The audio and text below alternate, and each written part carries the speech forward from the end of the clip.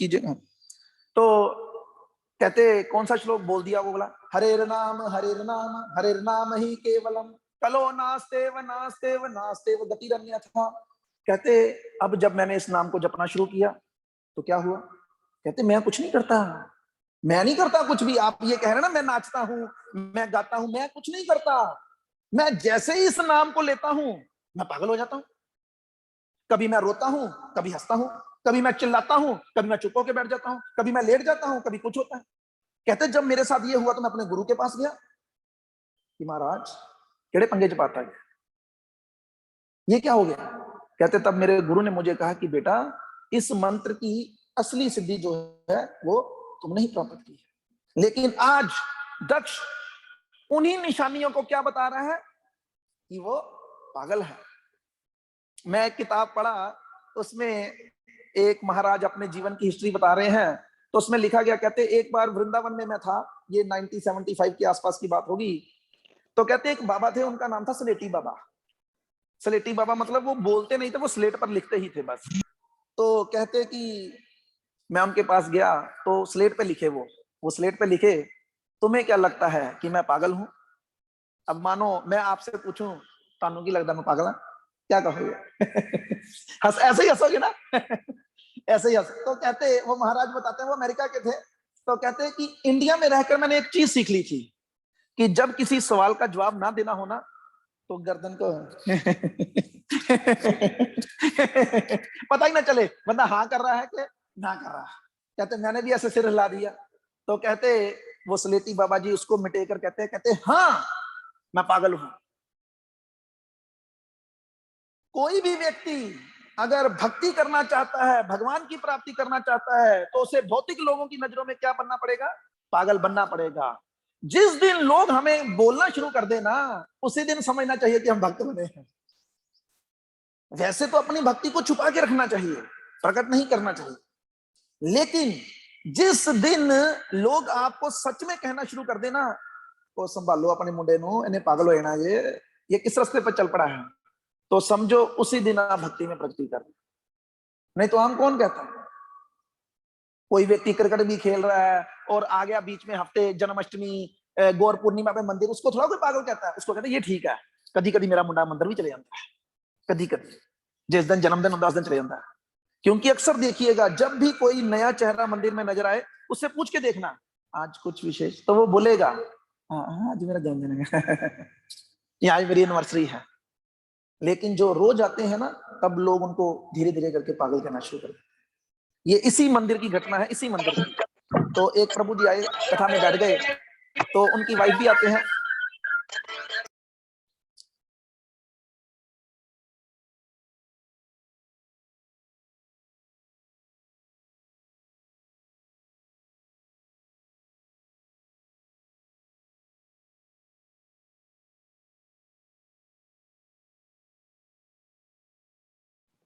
प्रभु जी आपका mic mute है। ठीक है, अब आती है? हाँ जी आ गई। ठीक। तो कहते कि एक दिन क्या हुआ कि मैंने अपने बेटे को बोला कि तू बैठ यहाँ पर, घर में कली वगैरह चल रही है तो मैं जाता हूँ दुकान पे। तो बेटा कहता कि नहीं मैंने जाना दुकान पे। तो कहते मैंने कहा तू चला जा। तो मैं बैठ गया। कहते वेले थे तो कहते कथा याद आ गई तो हमने भी माला पकड़ ली। कहते माला पकड़ते पकड़ते 1 माला 2 माला 3 माला 4 माला कहते कहते 16 हो गई। कहते 16 के बाद भी अच्छा लगना शुरू हो गया तो 1 2 और करने लगे। कहते पत्नी आ गई। अब क्या कहती, खुश होना चाहिए कि नहीं? अब कहती सवेर दी मलाई करी जान दे, हुण छड्ड भी दो। कहते किसी तरफ टिकते ही नहीं। तो ये दुनिया का असूल है, इसलिए इन दुनिया की बातों में आने की जरूरत नहीं है। देखो मैं तो जब मैं इसको पढ़ा ना तो मैं सच में देखा कि कैसे लोग सही व्यक्ति को भी गलत साबित कर देते हैं। और दक्ष ने शिव जी की वैष्णव क्वालिटीज को आज क्या साबित कर दिया? पागलपंथी की क्वालिटी साबित कर दिया। क्या कहता है? ये कभी हंसता है तो कभी चिल्लाता है और सारे शरीर में शमशान की राख लपेटे रहता है। क्यों लगाते हैं शिव जी? क्यों लगाते हैं?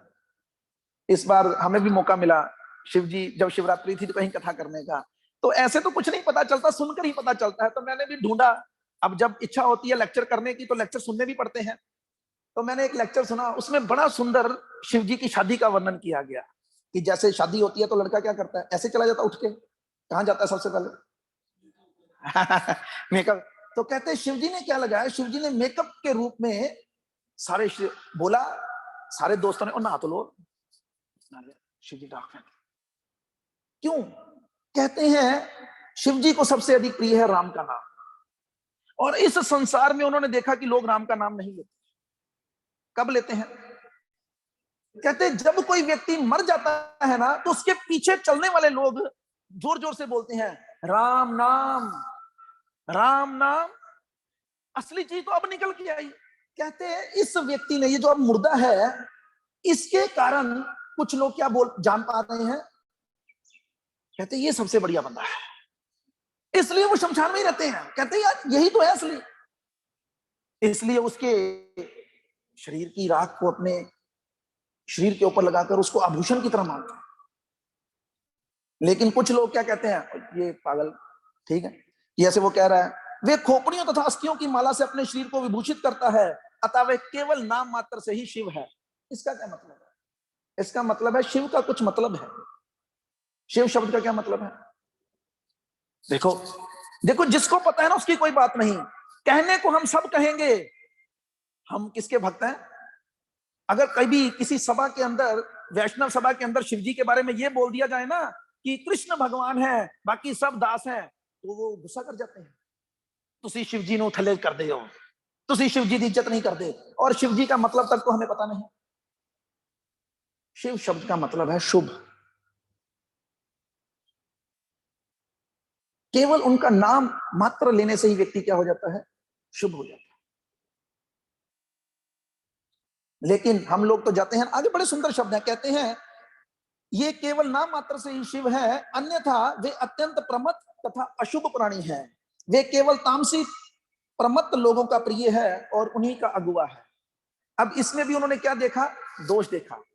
दक्ष ने क्या देखा कि ये क्या करता है, ये नशे जो करते हैं ना लोग, उनका लीडर बना हुआ है। असल में ये एक क्वालिटी है। हर व्यक्ति इस संसार में, हर व्यक्ति क्या करता है, हर व्यक्ति क्या चाहता है कि मेरी दोस्ती किसके साथ हो? अमीर लोगों के साथ।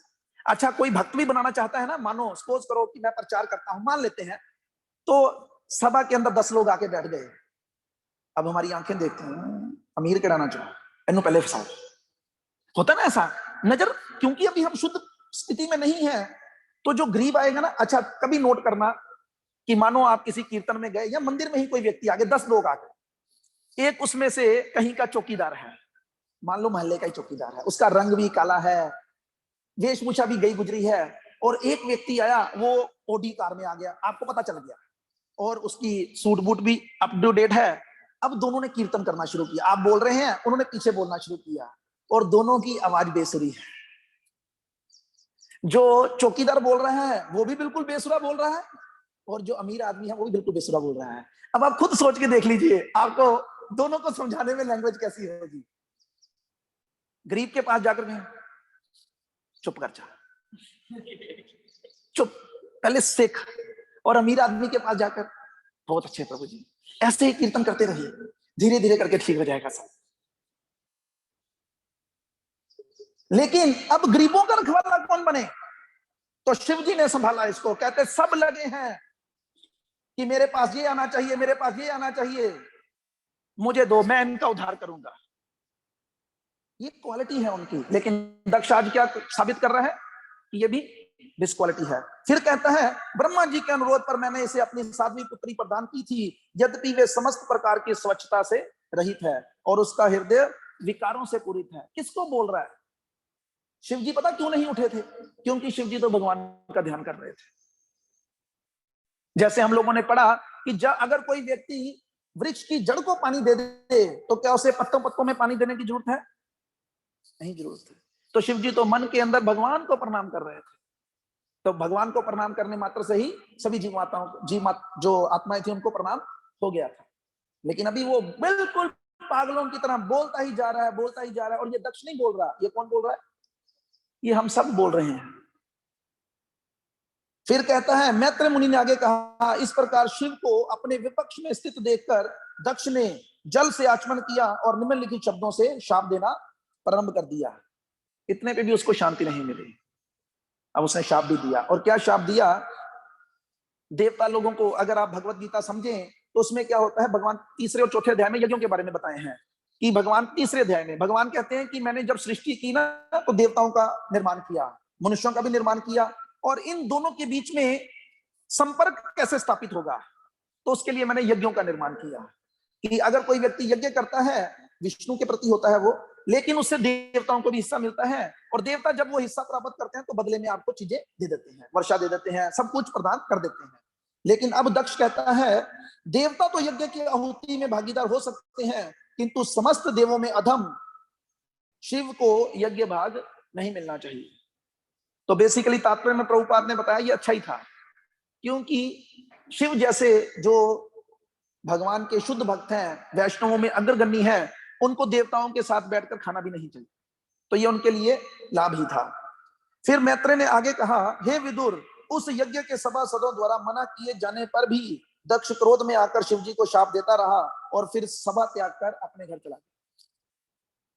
ये भी आप लोगों ने पता नहीं कई बार देखा होगा, मैंने बड़ी बार देखा है, बहुत बार देखा। पहले लोग लड़ेंगे आपस में, और फिर जो गलत होगा ना वो बोलते बोलते बोलते उसको समझाया जाएगा। जैसे मानो कई बार हाथापाई भी हो जाती है, तो चार लोग क्या करते हैं, एक को पकड़ते हैं और चार लोग दूसरे को पकड़ते हैं, लेकिन दोनों ही क्या शांत हो जाते हैं, पूरा जोर लगाते हैं छूटने का। वैसे ही दक्ष को समझा रहे हैं कि भाई चुप हो जा, चुप हो जा। कभी आपको असुरों में और देवताओं में अंतर देखना होना तो केवल और केवल आपको यही अंतर दिखेगा। ब्रह्मा जी ने भी गलती की, वो भगवान को नहीं पहचान सके और भगवान के ग्वाल बालों को उठाकर ले गए। इंद्र ने भी गलती की, इंद्र ने तो भगवान को मारने तक का प्रयास कर दिया।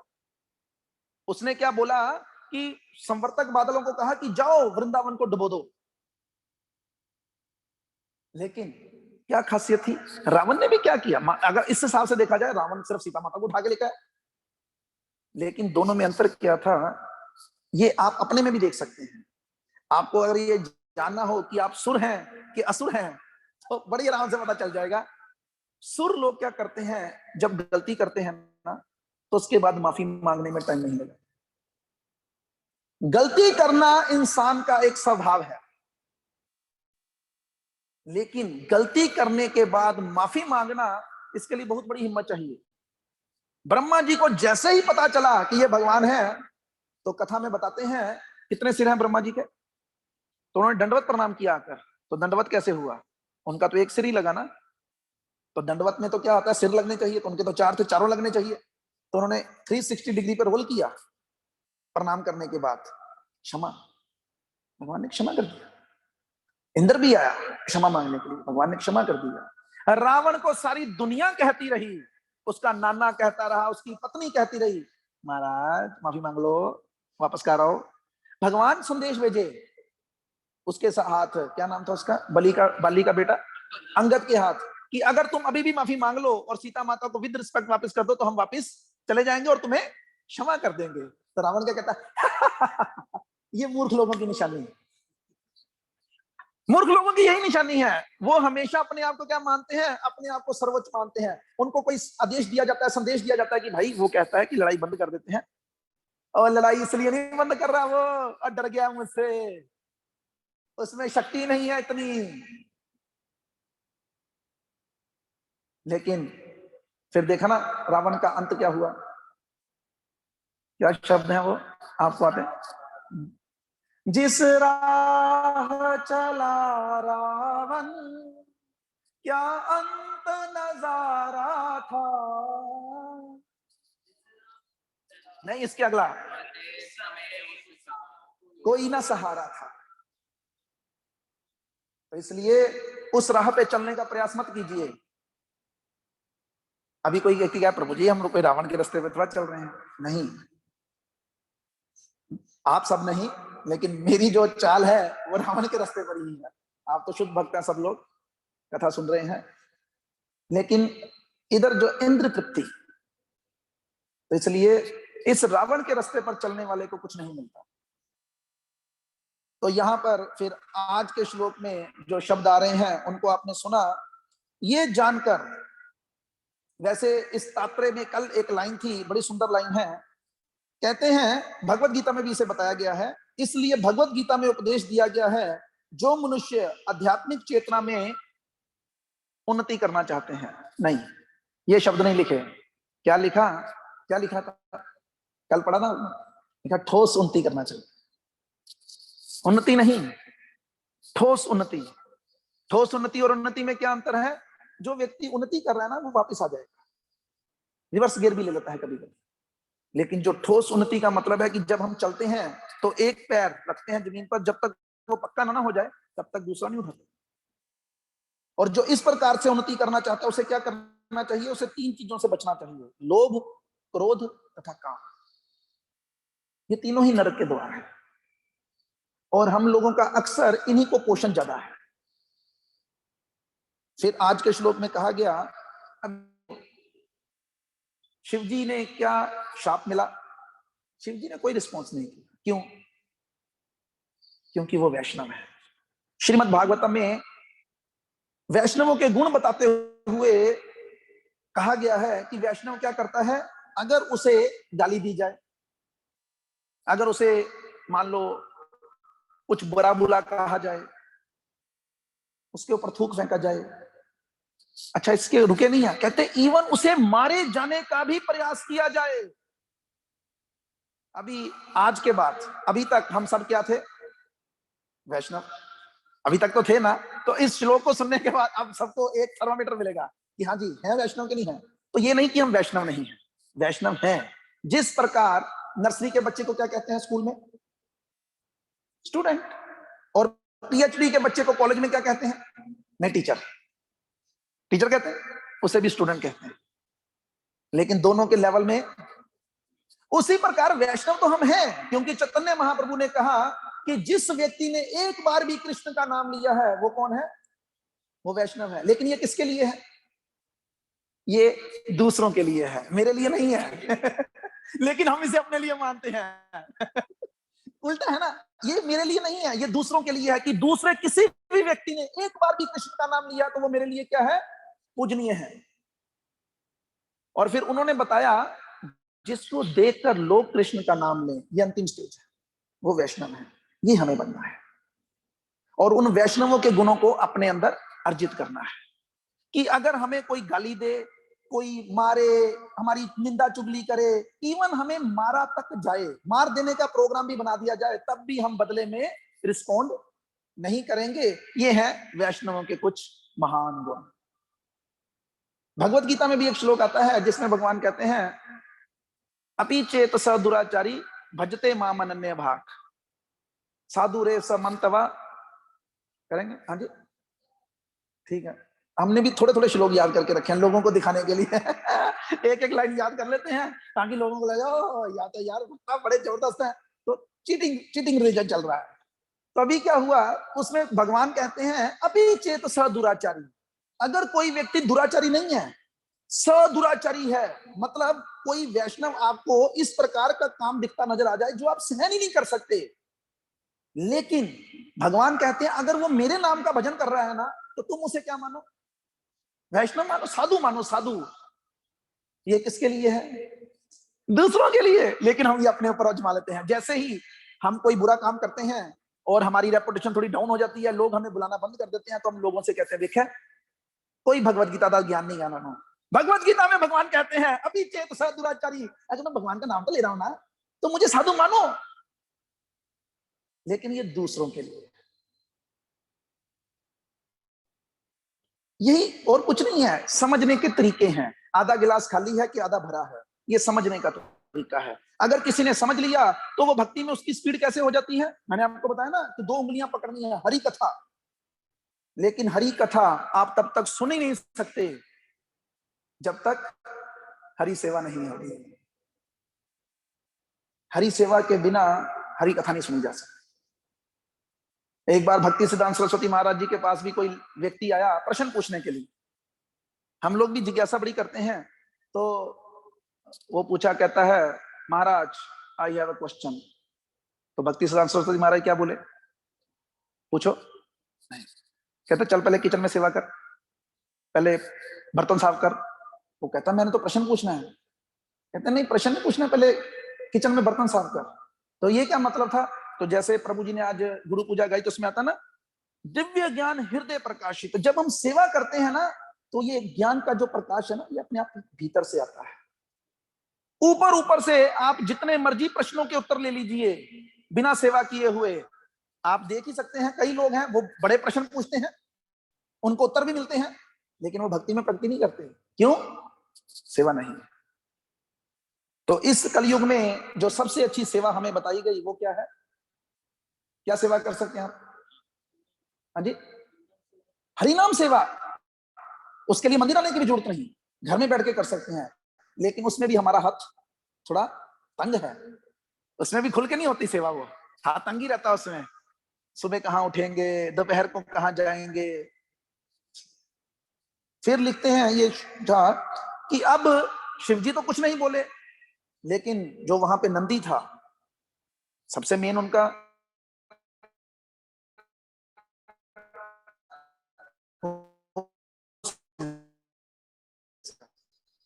तो इसके लिए भी ये भी सीखने, अगर आपको कुछ कहा जा रहा है, गुरु के बारे में कुछ अपशब्द कहे जा रहे हैं, या मायावादियों का सिद्धांत आगे बढ़ रहा है, तो फिर हमें खड़े होना है।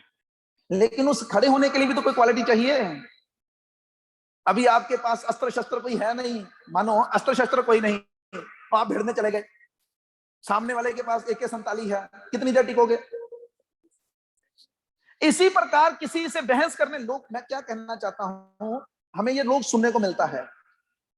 जो नया नया भक्त बना है, अभी 2-4 लेक्चर सुने हैं, उसके अंदर भी कीड़ा जागृत होता है लोगों को बताने का, तो वो आगे से मार खा के आता है क्योंकि सामना उसको कुछ और बोलता है, वो मुंह लटका के आता है। कई लोग तो ऐसे आते हैं, एक आया, वो कहते हैं प्रभु जी मुझे तो कहते आप कहाँ चले गए इस कोन में, वो तो हर वक्त पैसे ही मांगते रहते हैं।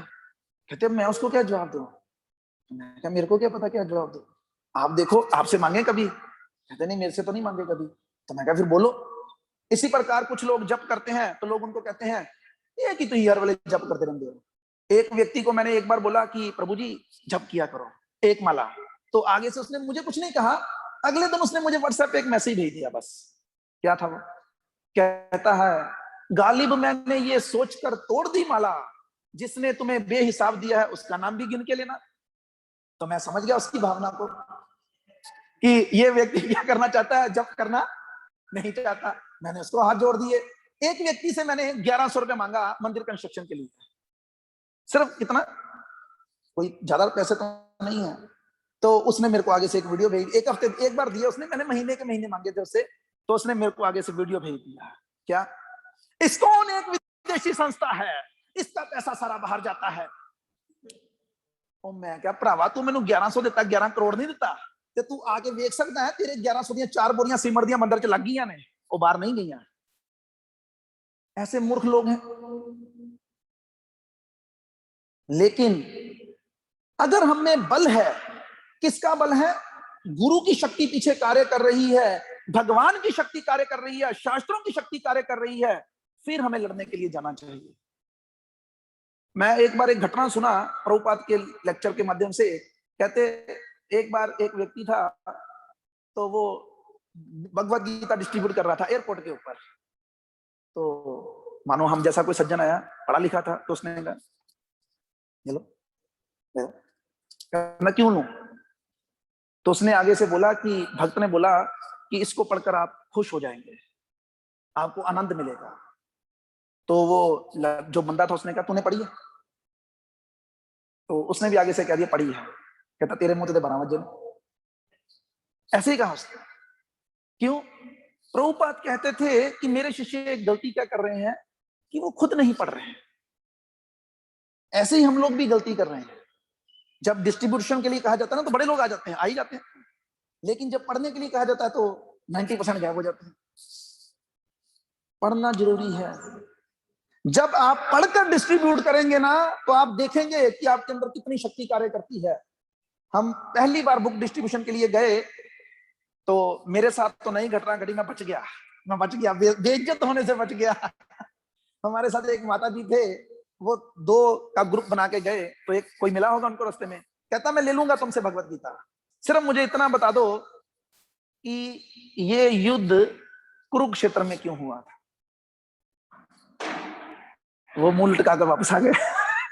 मुंह लटका कर वापस आ गए। तो अंधों में काना राजा, हम थोड़े उनसे अपने, वो मानते थे कि इसे नॉलेज है, ये बड़ी पुरानी बात है, मैं नया नया ही था अभी, तो मैं क्या पता थी, सामने नहीं गया कि क्यों गए, क्यों क्यों नहीं पता था।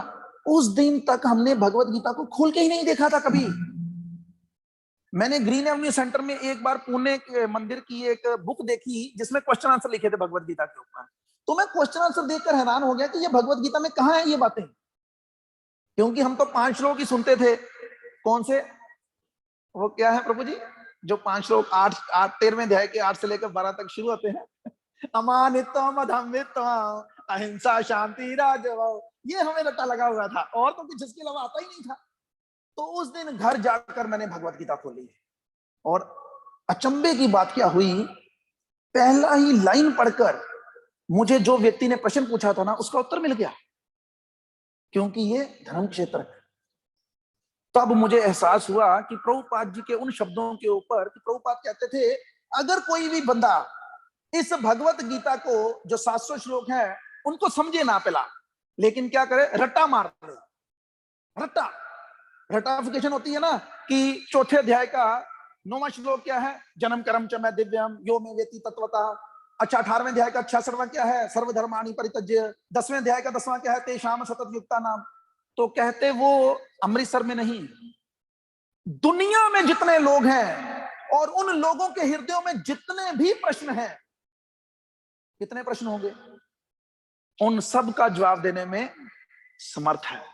केवल क्या करने पर, एक भगवत गीता के छोटी सी किताब को रट्टा मारने पर। और अगर कोई समझ ले तो फिर सोचो क्या हो गया। तो इसलिए मैं आप सब लोगों से प्रार्थना करता हूं कि समय जो है वो रेत की भांति हम सब लोगों के हाथों से निकलता चला जा रहा है, इसे गवाइए मत।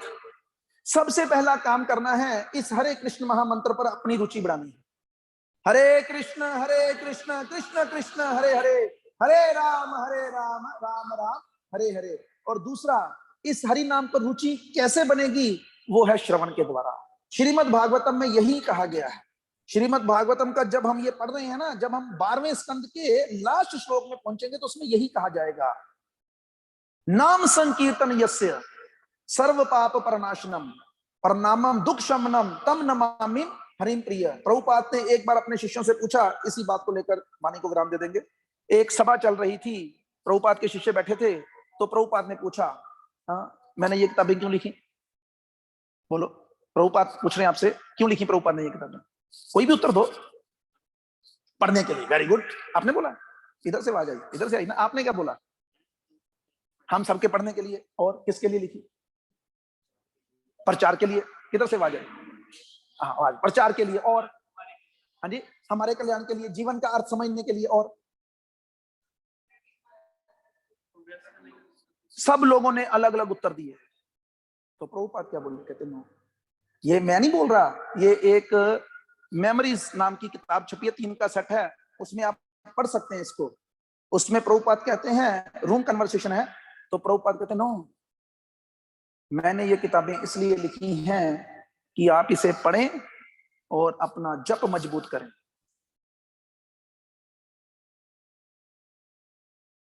पहले, सबसे पहले अपने कल्याण का सोचना चाहिए व्यक्ति को। हम दूसरों का कल्याण करने निकल पड़ते हैं, अपना कल्याण तो करते नहीं। जो लोग हवाई जहाज में बैठे हैं उन सबको पता है ये बात, कि वो कहते हैं अगर हवा में ऑक्सीजन का लेवल कम हो गया तो ऊपर से ऑक्सीजन मास्क गिरेगा, तो क्या करना, दुआनियों को लगा देना। ऐसे बोलते हैं, कहते पहले खुद लगाना फिर दूसरे को लगाना। तो इसी शास्त्रों की मदद से जब हम इनको पढ़ेंगे ना, तो हमें पता चलेगा भगवान के नाम में कितनी शक्ति है। जिस नाम को हम सस्ता समझ लिए हैं, वो सस्ता नहीं है, अमूल्य धन है, लेकिन हम तो उसे चीपली ले लिए। तो इसलिए यही काम करने हैं 2, एक हरि नाम में रुचि करनी है, पैदा करनी है, धीरे धीरे होगी। और दूसरा, कथा श्रवण में रुचि करनी। तो अगर ये दोनों हो गई तो फिर क्या होगा, फिर अपने आप ही हमारा बेड़ा पार हो जाए। हरे कृष्णा। हरे कृष्ण कृष्ण कृष्ण हरे हरे, हरे राम राम राम हरे हरे।